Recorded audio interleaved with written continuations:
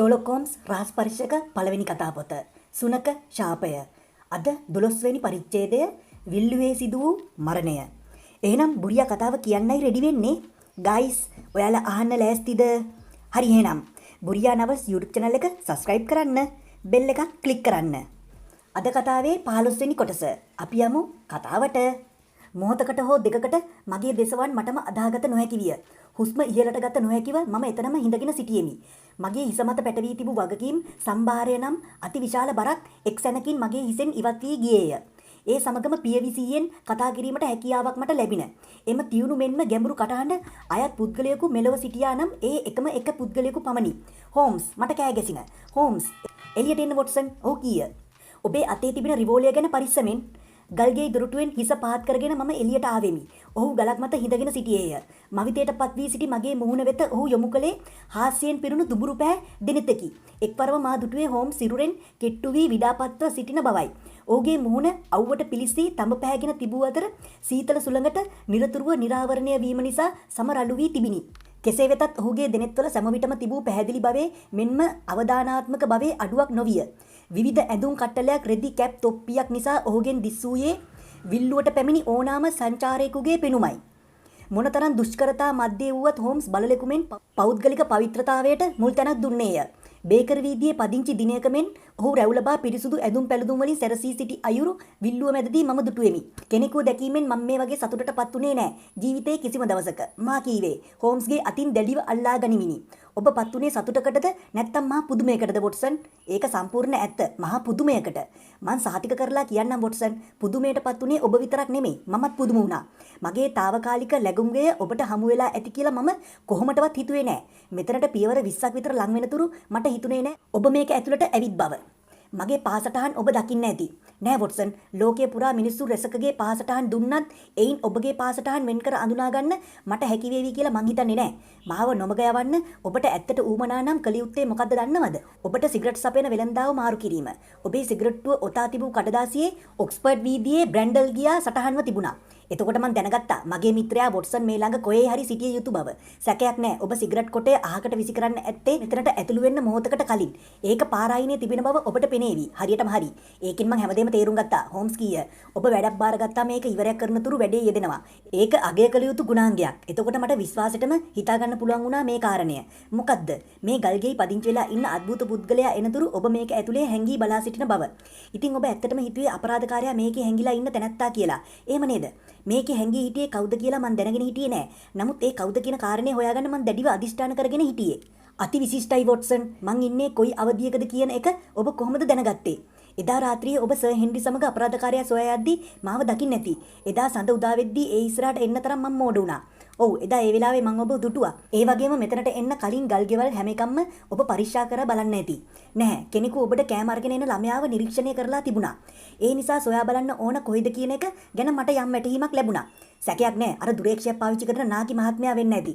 දුරේක්ෂයේ පිටත කාචයේ වැටෙන හිරු එළිය මේ පැත්තට පරාවර්තනය වුණා. ඒක කොහෙන් එන එකක්ද කියලා මට හිතා ගන්න බැරි වුණා. එතනින් නැගී සිටි හෝම්ස් ගල්ගේ තුරට හිස දමා පරීක්ෂාවෙන් බැලීය.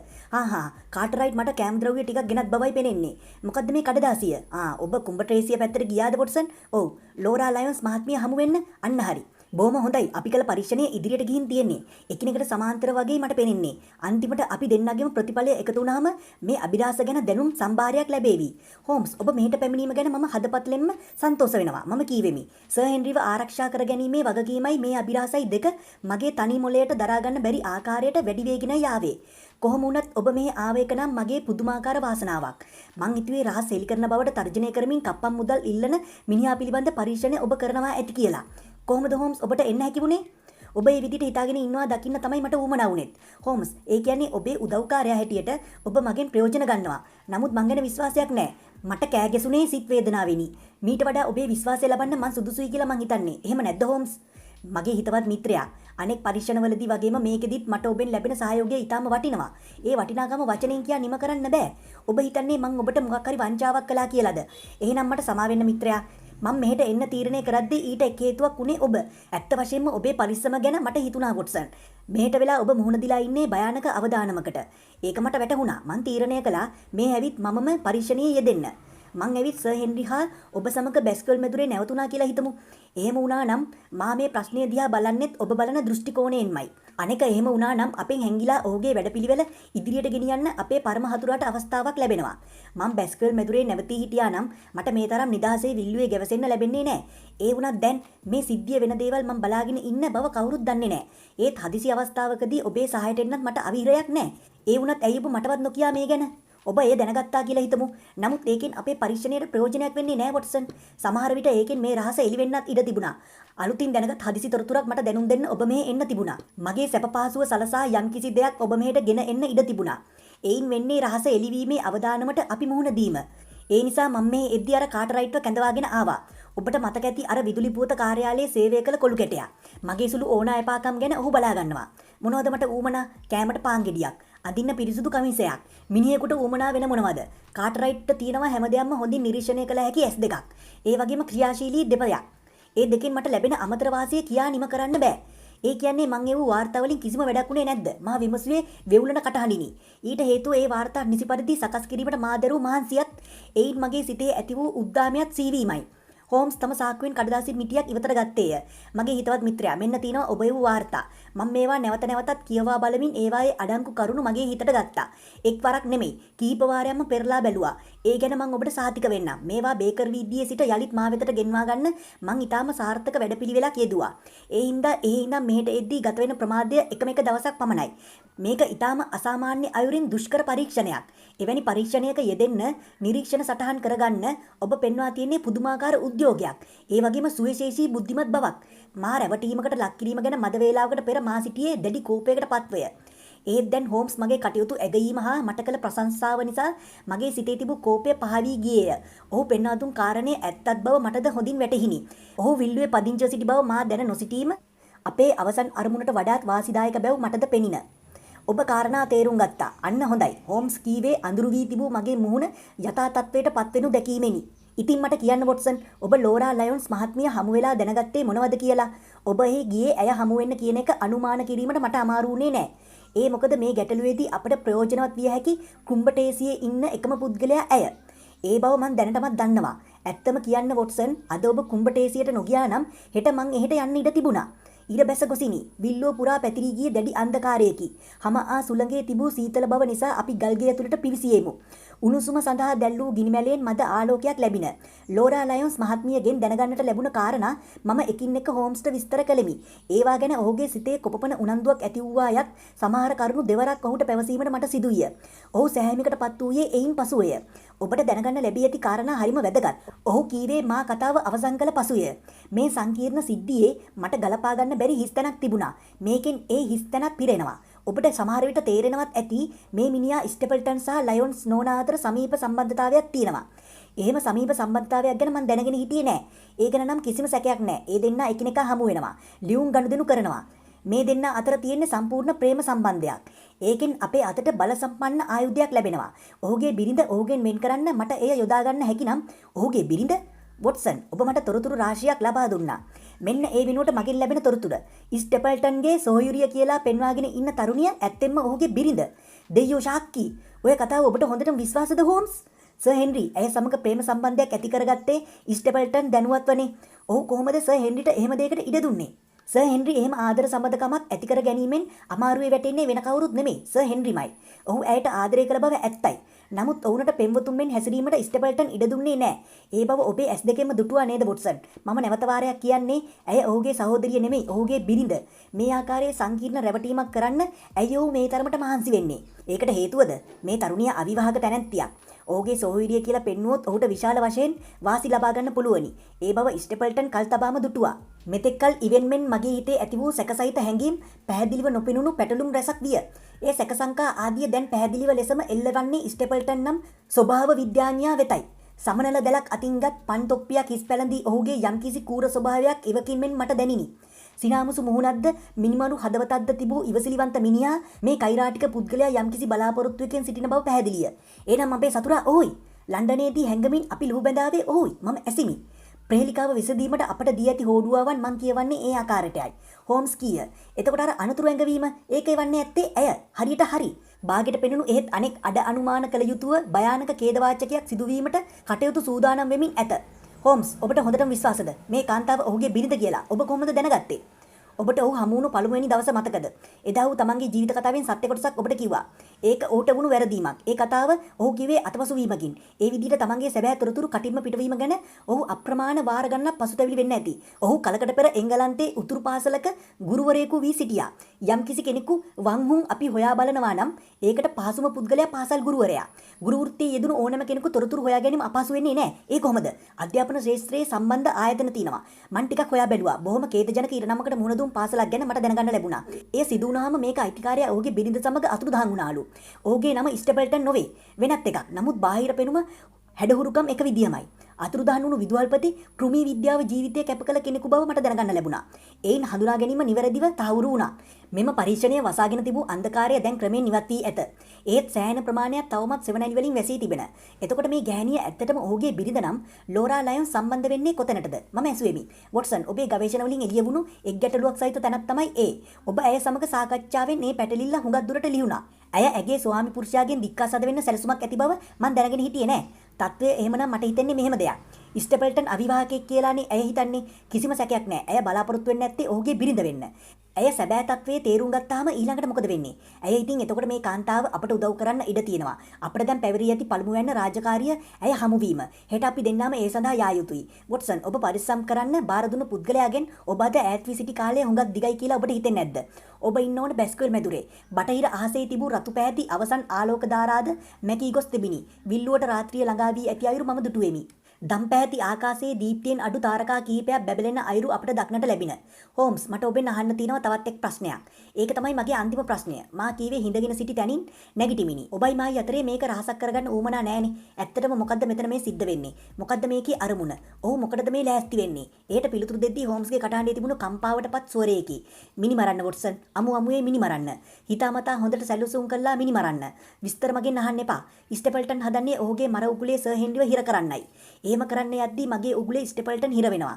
අපට තර්ජනයක් විය හැකි එකම දේ තිබෙන්නේ ඒ තමා අපි උගුල ගස්සන්න ඉස්සර වෙලා ඔහු ක්‍රියාත්මක වේද කියන එක.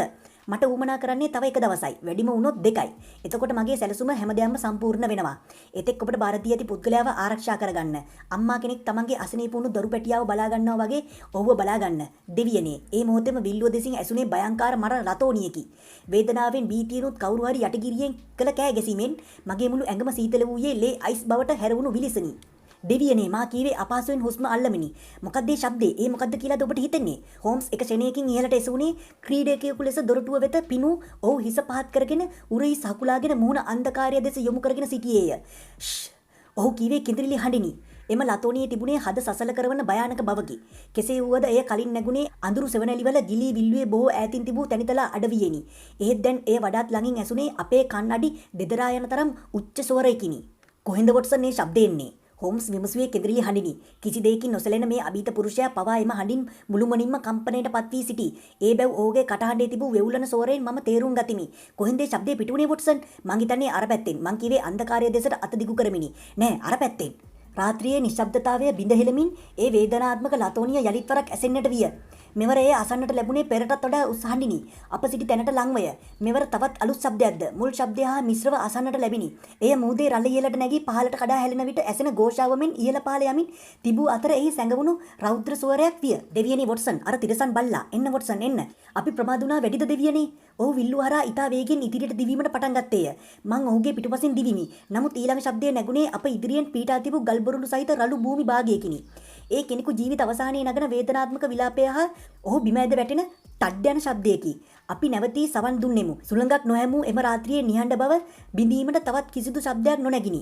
වියරූ පුද්ගලයෙකු මෙන් නළලේ අත තබාගත් හෝම්ස් අඩි පොළවේ හැපුවේය. වොට්සන් ඔහු අපව පරාජය කළා. අපි ප්‍රමාද වැඩි. නෑ වෙන්න බෑ. කරන්න තිබුණු දේ මීට කලින් නොකර දැන් හකුලාගෙන හිටි මම මොනතරම් මෝඩෙක්ද? හෝම්ස් කීය. ඔබට පරිස්සම් කරන්න බාර දුන් පුද්ගලයා අතර ඒමින් සිදු වී තිබෙන විනාශය බලන්න වොට්සන්.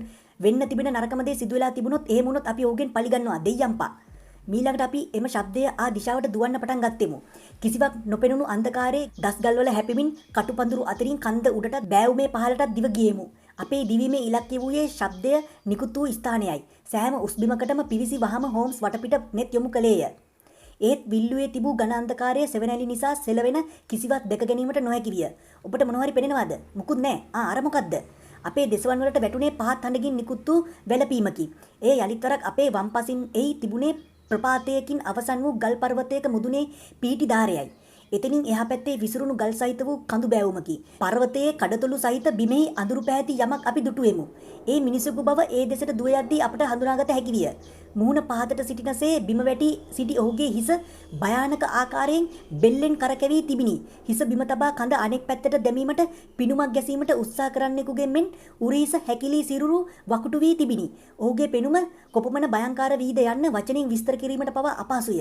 අපට ඇසුණු ශබ්දයේ ඔහු අවසන් හුස්ම හෙලද්දී උග්‍රයෙන් නිකුත් වූ ශබ්දය බැව් සිතා ගැනීමට මට හැකි නොවිනි. ඒ ඔහුගේ මූණේ තිබූ බියකරු බව දැක මනස අවුල් වූ නිසාය. කළු පැහැති සිරුරින් දැන් නම් කිසිදු සෙලවීමක් හෝ කෙඳිරිලි හඬක් අපට නොඇසිනි. ඔහුගේ සිරුර මත අතක් තැබූ හෝම්ස් යලිත් තම අත ඉහළට එසුනේ බීතියට පස් ශබ්දයක් මුවෙන් පිට කරමිනි. හෝම්ස් ගිනි කුරක් දැල්වා එහි ආලෝකයේ වැටි සිටි මිනිසා දෙසට ලං කළේය. ගල් පර්වතයක් මතට ඇද වැටුණු එම පුද්ගලයාගේ හිස් කබල පුපුරා යාමෙන් හිස වටා ලේවිලක් සෑදෙමින් තිබිනි. ගිනි කූරේ ආලෝකයෙන් අප දුටුවේ එපමණක් නොවේ. එසේනම් කුමක්ද අප දුටුවේ? ඒ ඉවසිය නොහැකි ශෝකයකින් සිහි මුර්ජා කරන දර්ශනයකි. ඒ සර් හෙන්රි බැස්කවිල්ගේ මලකඳය. ඒ අසාමාන්‍ය රතු පෑයගත් විවිධ ඇඳුම් කට්ටලය අප කෙසේනම් අමතක කරන්නද? එදා ඔහු බේකර් වීදියට පැමිණ මුල් දවසේ හැඳ සිටියේ මෙම ඇඳුම් කට්ටලයමය. ගිනි කූරේ එළියෙන් එම දසුන අපට දැකගත හැකි වූයේ එක් මොහොතකට පමණි. මීළඟට ගිනි කූරේ දැල්ල නිවි ගියේ අප සියලුම බලාපොරොත්තු කඩ වී ගිය ආකාරය සංකේතවත් කරමිනි. හෝම්ස්ගේ මූණ සුදු මැලි වී තිබූ අතර ඔහුට කෙඳිරිලි ගෑවිනි. තිරිසනා, මිනිමරු තිරිසනා. මට කෑ ගසද්දී මගේ දෑත් මිටි මෙලවී තිබිනි. සර් හෙන්රිව මේ ඉරණමට අතුනේ මගේ වැරද්දෙන් හෝම්ස්. අර දුෂ්ට තිරිසනාගේ උගුලේ සර් හෙන්රිව වැටෙන්න ඉඩ හැර මම බැහැරට ගිය එක ගැන මගේ හෘද සාක්ෂියෙන් මගේ ආත්මෙට කිසිදාක සමාවක් නම් ලැබෙන්නේ නැහැ හෝම්ස්. මේකට වැරදිකාරයා ඔබටත් වඩා මමයි වොට්සන්. මම බලාගෙන හිටියේ මගේ පරීක්ෂණ ක්‍රමානුකූලව සම්පූර්ණ කරන්න. එහෙම කරන්න බලා ඉඳීමෙන් මගේ අනුග්‍රාහකයාගේ ජීවිතයත් විනාශ වුණා. මගේ රාස් පරීක්ෂණ ජීවිතේ මම මුහුණ දුන් ඉතා අවසරාවන්ත සිද්ධිය මේකයි වොට්සන්. සර් හෙන්රිට මම මේ තරම් අනුතුරු අඟවලා තියද්දිත් ඔහු ජීවිතේ පරදුවට තබලා විල්ලුවට ඒවි කියලා මම කොහොමද දන්නේ? ඔහු යටි උගුරෙන් නැගූ මර ලතෝනිය අපට අහන්න සිදු වුණ හැටි මට කියවිනි. දෙවියනේ එහෙම විලාපයක්. ඔහු මරණය වෙත යවූ යක්ෂ මිනිමරු බල්ලකෝ. මේ මොහොතේ ඌ මේ අවට ගල්ලස්සේ හැංගී ඉන්නවා වෙන්නත් පුළුවනි. එතකොට ස්ටෙපල්ටන් ඔහුට මේ අපරාධයට වග කියන්න සිදු වේවි. අනිවාර්යයෙන්ම ඊට මුහුණ දෙන්න ස්ටෙපල්ටන් සිදු වෙනවා. හෝම්ස් කීය. ඒ වගකීම මම බාර ගන්නවා. ඔහු මහප්පාසා ඥාති පුත්‍රයා දෙදෙනාම ඝාතනය කළා. එක්කෙනෙකු මිය ගියේ බල්ලෙකුගේ අවතාරය කියලා සිතූ දර්ශනය දැකීමෙන් බය වෙලා. අනෙකා මිය ගියේ ඒ බීසුණු බල්ලාගෙන් ගැලවෙන්න පැනදුවද්දී මේ මිනිහා සහ තිරිසන් බල්ලා අතර සම්බන්ධයක් ඇති බව ඔප්පු කරන්න අපට සිදු වෙනවා. කොහොම වුණත් බල්ලෙකු සිටින බව ඔප්පු කරන්න අපිට කිසිම සාක්ෂියක් නැහැ. සර් හෙන්රිගේ මරණය පවා සිදුුනේ ගලක් මත ඇද වැටි සිදු වූ තුවාලවලින්. ස්ටෙපල්ටන් කපටි කෛරාටික වෙන්න පුළුවනි. ඒ වුණත් තවත් එක් දවසක් ගත වෙන්න කලින් මං ඌව යටත් කරගන්නවා. දෙයියන්පා. අප වෙත හදිස්සියම ළඟා වූයේ යලිත් නිවැරදි කළ නොහැකි භයානක විපත්තියකි. දීර්ඝ කාලයක් තිස්සේ අප යෙදුණු කර්තව්‍ය අපේ මානසික අවසන් වූයේ ශෝචනීය අයුරිනි. අපේ මිත්‍රයා ජීවිතක්ෂයට පත් වූයේ ගල් පර්වත පීටි තැනකට ඇද වැටීමෙන් බැව් මම සඳහන් කෙලිමි. සඳ පායා හොඳින් සඳ එළිය වැටෙත්ම එම මල සිරුර රැඳී තිබූ තැනට අපි නැගුණෙමි. තුවාල ලැබූ ශරීරයේ දෙපස අප දෙදෙනා සිටගෙන හිටියේ දැඩි කම්පාවකින් වෙලුණු හදවතකිනි. අප එතනට වී අඩක් සඳ රැසින් නැහැවුණු අඩක් අන්ධකාරයේ ගිලුණු විල්ලුව දෙසට නෙත් යොමු කළෙමු. ආලෝකයක් දැකිය හැකි වූයේ එකම එක්තැනක පමණි. ඒ සැතපුම් ගණනක් ඈතින් ග්‍රිම්පන් ගම්මානයට පීටි දිශාවිනි. කහ පැහැති ආලෝකයක් එතන දීප්තිමත්ව දැල්විනි. එවැනි ආලෝකයක් නිකුත් වූයේ හැක්කේ ස්ටෙපල්ටන්ලාගේ තනිව පීටි නිවසෙන් පමණි. මගේ අත මිට මුල වූයේ මුවින් පීටි ශාපකින්ද සමගිනි. අපිට මොකද බැරි ඔහු මේ දැන් අල්ලා ගන්න. අපේ පරීක්ෂණය තවම සම්පූර්ණ නැහැ වොට්සන්. ස්ටෙපල්ටන් කියන්නේ බොහොම සුපිරික්ෂාවෙන් වැඩ කරන අංක 1 කෛරාටිකයෙක්. අපි හුඟක් දේවල් දන්නා බව ඇත්තයි. නමුත් වැදගත් වෙන්නේ ඔහුට විරුද්ධව අපි දන්නා දේ නොවේ. අපට ඔප්පු කළ හැකි දේ. අපි වැරදියට එක අඩියක් තැබුවොත් ඒ දුෂ්ටයාට තවත් පුළුවනි අපෙන් බේරිලා පැන යන්න. අපිට මොනවද කරන්න පුළුවන්? හෙට නම් අපිට කරන්න හුඟක් දේවල් තියේවි. අද රැට නම් අපිට කරන්න පුළුවන් අපේ අසරණ මිත්‍රයාට අවසන් ගෞරවය දැක්වීම පමණි. අපි මල සිරුර වැටි තිබු තැනට ලං වෙමු. රිදී පැහැගත් ගල්තලාව මත සිරුර කළු පැහැයෙන් පැහැදිලිව දිස්විය. බිය යාමට ආසන්න මොහොතේ ඇති වූ අධික වේදනාව මෙන්ම ප්‍රතීක කම්පනය නිසා අධ්‍යක තිබුණේ අතිශයින්ම විකෘති ඉරියව්වකිනි. මේ දුටු මගේ ගතසිත සලිත කරමින් වේදනාව නැගුණු අතර දෙනෙත් කඳුළු වලින් බොඳ විය. හෝම්ස් අපි බැස්කියුවල් මැදුරට පණිවිඩයක් යවලා කවුරු හරි ගෙන්වා ගන්න ඕන මම කීවෙමි. මල සිරුර ඒ තරම් දුරක් ගෙන යාම අපි දෙන්නට අමාරුයි. මොනවා මේ මොකද හෝම්ස්? දෙයියන්ට ඔප්පු වෙච්චාවේ. ඔබට පිස්සු ඇදිලාද? මල සිරුර පරීක්ෂා කළ හෝම්ස් එකවරම සතුටින් සිනාසී උඩ පැන්නේය. ඉන්පසු මගේ අතින් අල්ලා සුබපතමින් නටන්න පටන් ගත්තේය. සාමාන්‍යයෙන් ඊටා තැම්පත්ව හැසිරෙන ආත්ම සංයමයක් ඇති හෝම්ස්ට මේ සිදුවී ඇති දේ කුමක්ද? මේ වූ යටපත් කරගෙන සිටින ඔහුගේ සැබෑ ගතිය යුතුය. රැවුලක් මේ මිනිහට ලොකු රැවුලක් තියෙනවා. රැවුලක්. ඔව් මේ සර් හෙන්රි නෙවෙයි. මේ මගේ අසල්වාසියා සෙල්ඩන්. අපි නොසිල්ලේ මිනිය උඩ අතට හැරුවූයේමි. මුහුණ පුරා වැවි දිගු වී තිබූ රැවුල ආස දෙසට යොමු විය. පිටතට නෙරා නඩලත් තිරිසනුකුගේ වැනි ගිලුණු දෙනෙතු දුඩු විට මගේ සිතේ තිබූ සැකේ පහවිය. එදා රාත්‍රී අපරාධකරු ලූ බැඳ ගිය වෙලේ කොහොපාවිෂ්ඨ මා දෙස බැලූ සිටි අපරාධකරුගේ මුහුණ මට සීවිය. කිසිදු සැකයක් නොමැත.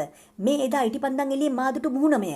මීළඟට සියල්ල පැහැදිලි ලෙස මගේ මනසට ඒමට ගත වූයේ ක්ෂණයකි. තමාගේ පරණ ඇඳුම් සියල්ල බැරිමෝට තෑගි කළ බව සර් හෙන්රි කිව් අයුරු මට සීවිය. සෙල්ඩන් සිටියේ විල්ලුවෙන් සහ එංගලන්තයෙන් පැන යාමට බලාපොරොත්තු වෙනි. සෙල්ඩන්ට පිටවීම සඳහා බැරිමෝ තමාට ලැබුණු ඇඳුම් මස්සිනාට තෑගි කරන්නට ඇත. කැප් තොප්පිය, කමිසය, බූට් සපත්තු ආදී සියල්ල මුලින් සර් හෙන්රි සතුව තිබූ ඇඳුම් පැළඳුම්ය. මේ අවාසනාවන්ත මරණය ඛේදවාචකය බව අමුතුවෙන් කිව යුතු නොවේ. ඒත් රටේ නීතිය අනුව මේ තැනැත්තා කොහොමටද මරණ දඬුවම ලැබීම සුදුස්සෙකි. ඒ බැව් අපට අසන්නට ලැබිනි. සර් හෙන්රි මරණයෙන් ගැලවීම ගැන මගේ සිතේ ඇති වූ සතුට උතුරා යමින් තිබින. ඒ ගැන මම දෙවියන්ට ස්තුති කළෙමි. එහෙමනම් මේ කාලකන්ණි මිනිහාගේ මරණයට හේතු වෙලා තියෙන්නේ ඔහුට ලැබුණු ඇඳුම්. බල්ලාට ඉවැල්ලීමට පුරුදු වෙන්න. සර් හෙන්රි සතු යමක් ස්ටෙපල්ටන් බල්ලාට ගිහින් දී ඇති බව පැහැදිලි. ඒක සමහර විට හෝටලයේදී අස්ථානගත වුණු සර් හෙන්රිගේ සපත්තුව වෙන්න ඇති. අන්තිමේදී බල්ලා ලූ බැඳගෙන එක් දෙයක් ඌ හොඳට ඉව කරලා පුරුදු වුණු සපත්තුව. මෙතන ඊටාම සුවිශේෂී සිද්ධියකට ලෙස මට පෙනෙන්නේ මෙයයි. මේ බීසුණු සුනකයා Taman ලූ බැඳගෙන එන බව සෙල්ඩන් කොහොමද දැනගත්තේ? බල්ලා දුවගෙන ශබ්දය ඔහුට ඇහෙන්නේ නැති. මේ වගේ භයානක අපරාධකාරයෙක් විල්ලුවේදී බල්ලෙකු දුව එන හඬකින් මේ තරම් බයකටපත් වුණා කියලා හිතන්න අමාරුයි. එහෙම නේද වොට්සන්? ඊට අමතරව ඔහු උදව් ඉල්ලා යටිගිරියෙන් කෑ ගැසීමෙන් පොලිසිය යලිත් අහුවීමේ අවදානමකුත් තියෙනවා. ඔහුගේ ලතෝනියෙන් අපිට තවත් දෙයක් තේරුම් ගන්න පුළුවනි. බල්ලා Taman පසුපස එන බව දැනගත්තට පස්සෙත් සෙල්ඩන් සෑහෙන දුරක් දුවගෙන ඇවිත් තියෙනවා. කොහොමද ඔහු දැනගත්තේ? හෝම්ස් ඇසීය. මට තියෙනවා ඊට වඩා නොපැහැදිලි තැනක්. මම කීවෙමි. අප කළ අනුමාන නිවැරදි කියලා හිතුවොත් මං කිසිම දෙයක් අනුමාන කරන්නේ නෑ වොට්සන්. හොඳයි. එහෙනම් ඇයි අද රෑ බල්ලා නිදහසේ ගැවසුනේ? ඇයි ඌ බැඳලා හිටිය තැනින් ලිහලා දැම්මේ? මං හිතන්නේ නෑ ඌ හැමදාමත් හැම වෙලේම නිදහසේ විල්ලුවේ ගැවසෙනවා කියලා. මේ රෑ සර් හෙන්රි විල්ලුවට ඇවිත් ඇති කියලා හිතන්න ස්ටෙපල්ටන් විශේෂ හේතුවක් ඇති. එහෙම නැතු ස්ටෙපල්ටන් බල්ලව ලියා දමන එකක් නෑ. වොට්සන් ඔබටත් මටත් ඇති වෙලා තියෙන ගැටලු දෙකෙන් ජය ගන්න අපහසු එක මගේ ගැටලුව. මට හිතෙන්නේ එහෙමයි. ඔබේ ගැටලුව නම් ඉක්මනින්ම විසඳීමට ලැබෙන්න පුළුවනි. නමුත් මගේ එක හැමදාමටත් අභිරහසක් වේවිද? දැන් අපිට තිබෙන ප්‍රශ්නේ මේකයි. මේ අවාසනාවන්තයාගේ මල සිරුරට මොනවද අපි දැන් කරන්නේ? එක් කපුඩන්ට හිවලුන්ටයි බාර දීලා යන්න අපිට පුළුවන් කමක් නැහැ නේද? මෙහෙම කරමු. මම යෝජනා කළමි. පොලිසියට පණිවිඩයක් යවලා ඔවුන් වෙනතුරු මේක ගල්ගේට ගෙනihin දාමු. අන්න හරි සැකයක් නැහැ. අපි දෙන්නට පුළුවනි මේක එහෙම තැනකට ගෙනihin දාන්න. මොනවා? මේ කවුද එන්නේ? මොකද වොට්සන් මේ වැඩි ස්ටෙපල්ටන් නේද මේ එන්නේ? කිසිම දෙයකට බය නැහැ. හරිම පුදුමාකාරයි වොට්සන්. ඔබේ හිතේ තිබෙන සැකේ නම් මොන විදියකටත් පෙන්වන්න එපා. ඒක වචනකින්වත් එහෙම කළොත් මගේ සැලසුම් මුළුමනින්ම බිමට කඩා වැටෙනවා. විල්ලු හරහා අපදෙසට පැමිණෙමින් සිටියෙකු මම සඳ එළියෙන් දුටුවෙමි. මුලින් පැහැදිලිව පෙනුණු දැල්වුණු සුරුට්ටුවේ රතු පැහැති ගිනිසිල පමණි. ස්වභාවීය විද්‍යාඥයාගේ කුඩා ඒත් ක්‍රියාශීලී සිරුරත් ඔහුගේ සාඩම්බර ගමන් විලාසයත් පසුව මට හඳුනාගත හැකි විය. අපදුටු වහම ඒ සැනින් ඔහු නැවතුණේය. ඒත් යලිත් ඔහු ඉදිරියට පැමිණියේ. දොස්තර වොට්සන් මොනවා මේ ඔබද? විල්ලුව පැත්තේ මේ තරම් මහරෑක ඔබ දකින්න ලැබෙවි කියලා මං කොහොමඩවත් හිතුවේ නෑ මහත්තයා. අනේ දෙවියනේ මේ මොකද මේ? කාට හරි තුවාල වෙලාද? මොනවා මට නම් කියන්න එපා මේ අපේ මිත්‍රයා සර් හෙන්රි කියලා. ඉක්මනින් මාපසු කර ගිය ස්ටෙපල්ටන් මල සිරුර වෙත මූණ ලං කර බැලීය. මවිතේටපත් ඔහුගේ මුවෙන් හුස්මක් හියලට ඇදෙනු මට ඇසිනි. ඇඟිලි වලින් අල්ලාගෙන සිටි සුරුට්ටුව ගිලී බිම වැටිනි. කවුද? කවුද? කවුද මේ? කතා කරගත නොහැකිව ඔහු ගොත ගහන්න පටන් ගත්තේය. මේ සෙල්ඩන් බන්ධනාගාරයෙන් පැන සිරකරුවා ස්ටෙපල්ටන්ගේ මුහුණ බීතියෙන් සුදුමැලි වූයේ අප බලා සිටියේදීම. ඒත් සිතේ ඇති වූ ඉමහත් පුදුමයක් බලාපොරොත්තු කඩවීමත් ඔහු දැඩි උත්සාහයක් දරා සඟවා ගත්තේය. ඒ සඳහා ඔහුට ගත වූයේ තප්පර කීපයක් පමණි. හෝම්ස් දෙස තියුණු බැල්මක් හෙළු ඔහු ඊළඟට හැරුණේ මා දෙසටයි. අනේ දෙවියනේ මොනතරම් සිත්කම්පා කරන සිදුවීමක්ද? ඔහු මිය ගියේ කොහොමද? මට පෙනෙන්නේ ඔහු මේ ගල් වලින් පහළට වැටිලා බෙල්ල කැඩිලා ගිහින්. මම මගේ මිත්‍රයා එක්ක විල්ලුවේ ඇවිදිමින් හිටියේ. එතකොට අපට අහන්න ලැබුණා කෑගසන ශබ්දයක්. ඒ කෑගහන ශබ්දය මටත් ඇහුණා. මාත් ගෙදරින් එළියට ආවේ ඒක නිසා. මගේ හිතේ බයක් තිබුණේ සර් හෙන්රි ගැන. ඇයි විශේෂයෙන්ම සර් හෙන්රි ගැන බය වුණේ? මගේ මෝටාවේ නොදුනොත්මය. ඒ නොඅසා සිටීමට මට හැකි නොවිනි. අපි ගෙදර ඇවිත් යන්න කියලා මම ඔහුට ඇරයුම් කළා. ඔහු ආවේ නැති එක ගැන මම පුදුම වෙනපත් වෙලා හිටියේ. ඊළඟට විල්ලුව පැත්තේ මහ විලාපයක් ඇහුණාම මගේ හිතේ ඔහු ගැන ලොකු බයක් ඇති වුණා. ඒක නෙමෙයි. ස්ටෙපල්ටන් මෙතෙක් වෙලා මා දෙසට යොමු කරගෙන සිටි දෙනෙත් හෝම්ස් දෙසට යොමු කළේය. ඔහුගේ කෑ ගැසීම අමතරව වෙන මොකක් හරි ශබ්දයක් ඔබට ඇහුණද? නෑ. හෝම්ස් කීය. ඇයි ඔබට ඇහුණද? නෑ. එහෙනම් ඇයි ඔබ මේ වගේ ප්‍රශ්නයක් ඇහුවේ? දන්නේ නෑ. බල්ලෙකුගේ අවතාරයක් ගැන මේ මිනිස්සු කියන කතන්දර ඔවුන් කියන්නේ මේ ශබ්දය විල්ලුවෙන් ඇහෙන්නේ රැට කියලායි. මම මේ කල්පනා කළේ අද රෑවත් එහෙම ශබ්දයක් ඇහුණද කියලා. ඔය කියන විදිහේ ශබ්දයක් අපිට නම් ඇහුනේ නෑ. මම කීවෙමි. මේ අසරණයා මිය ගියේ මොන හේතුවක් නිසාද කියලාද ඔබ හිතන්නේ? ස්ටෙපල්ටන් විමසීය. මේ විල්ලුවට වෙලා එලිමහනේ ජීවත් වීම ඊටම දුෂ්කර එකක් වෙන්නේ නැති. ඊට අමතරව හිතේ තිබුණු බය සහ කැළඹීම නිසා ඔහු ඉන්නේ නැත්තේ බාගෙට පිස්සු හැදුණු තත්වයෙන්. එහෙම ඉද්දි පරිස්සමක් නැතුව දුවලා ගලකින් පාරට ඇද වැටෙන්නේ නැති. ඊටාම සාධාරණ උපකල්පනය ඒක කියලායි මට හිතෙන්නේ. ස්ටෙපල්ටන් කීවේ සුසුමක් කෙලිමිනි. මට නම් පෙනී ගියේ එය සැනසුම් සුසුමක් විලසිනි. ෂර්ලොක් හෝම්ස් මහත්තයා, ඔබ මොනවද මේ ගැන හිතන්නේ? මගේ මිත්‍රයා හිස නමා ස්ටෙපල්ටන්ට ආචාර කළේය. කෙනෙකුව ෂණිකව හඳුනා ගන්න ඔබ දක්ෂයි වගේ හෝම්ස් කීය. දොස්තර වොට්සන් මේ ආව දිනවල ඉඳන් අපි බලා හිටියේ ඔබත් මේ ඒවි කියලා. ඒ බලාපොරොත්තුවෙන්. අන්තිමට ආව වහම ඔබට දක්න ලැබුණේ ඛේදජනක සිදුවීමක්. හැබැයි නේ නම් මගේ මිත්‍රයා කළ විස්තරෙන් හැම කාරණයක්ම පැහැදිලි වෙනවා. හෙට උදේ මට ආපහු ලන්ඩනට යන්න වෙන්නේ අමීරේ මතකයක් හිතේ තියාගෙන. ඔබ හෙට ආපහු යනවද? ඔව් ආපහු යන්න තමයි මං හිතාගෙන ඉන්නේ. මෙහිදී ඇති සිදුවීම් අපට නම් ප්‍රේලිකා බවට පත් වෙලායි තියෙන්නේ. මෙහි පැමිණීමෙන් ඒවාට යම් තරමක හෝ පැහැදිලි කිරීමක් කරන්න ඔබට හැකි වෙන්න ඇති. මං විශ්වාස කරනවා ඔබ මේ ගැන නිගමනයට එන්න ඇති කියලා. කෙනෙකු බලාපොරොත්තු වෙන සාර්ථකත්වය ජයග්‍රහණ ඔහුට හැම විටම ලැබෙන්නේ නැහැ. රහස් පරීක්ෂකයෙකුට සාර්ථක වෙන්න නම් නිවැරදි කරුණු, නිශ්චිත සාක්ෂි ආදී දේ අත්‍යවශ්‍යයි. ඒත් පරම්පරාවකින් තවත් එකකට එන මුඛ පරම්පරාගත ජනකතා හෝ කටකතා වලින් කිසි ප්‍රයෝජනයක් නැහැ. මේක සතුටුදායක ලෙස විසඳන්න හැකි වුණු පරීක්ෂණයක් නෙමෙයි. මගේ මිත්‍රයා කතා කළේ නොසැලෙනු එමෙම්ම අවංක ආකාරයෙනි. ස්ටෙපල්ටන් තවමත් හෝම්ස් වෙත යොමු කරගෙන සිටියේ තියුණු බැල්මකි. ඉන්පසු ඔහු මහදෙසට හැරුණේය. මේ අසරණයා මගේ ගෙදරට ගෙනියන්න තිබුණා. ස්ටෙපල්ටන් කීය. නමුත් මට ඒක කරන්න හැටියක් නැහැ. මගේ සොයුරිය නිසා. ඒ මොකද මොහු දුටු ගමන්ම ඇය අප්‍රමාණ බයකටපත් වේවි. ඒක සාධාරණ නැහැනේ. මට හිතෙන්නේ මොහුගේ මූණ වැසෙන්න යමක් දමන්න අපිට පුළුවන් නම් හෙට උදේ වනතුරු ඒ පරිස්සම්. සිදු කෙරුණේ එයයි. අප තම නිවසට පැමිණෙන මෙන් ස්ටෙපල්ටන් ඇරයුම් කළේය. එය පිළිනොගෙන හෝම්ස් සහ මම බැස්කිල් මන්දිරය දෙසට පිය නැගුවෙමි. ස්ටෙපල්ටන් තනියම තම නිවස බලා ගියේය. විල්ලුව මැදින් සෙමින් සෙමින් ආපසු ගිය ඔහුගේ රුව ආපසු හැරී බැලූ අපට දක්නට ලැබිනි. ඔහුට පිටුපසින් රිදී පැහැති ගල් තලාවක් මත කළු පැහැති පැල්ලමක් දිස්විය. ඒ අවාසනාවන්ත සෙල්ඩන් බියකරු මරණයට මුහුණ දුන් ස්ථානයයි. එනම් ෂර්ලොක් හෝම්ස් රහස් පරීක්ෂක පළවෙනි කතාපොත සුනක ශාපය 12 වෙනි පරිච්ඡේදය විල්ලුවේ සිදු වූ මරණය මෙතනින් අවසන් වෙනවා. හමු වෙමු එහෙනම් ඊළඟ කොටසින්. හමු වෙනකම් පරිස්සමෙන් ඉන්න. මේ කතාව කියන මම බුරියා.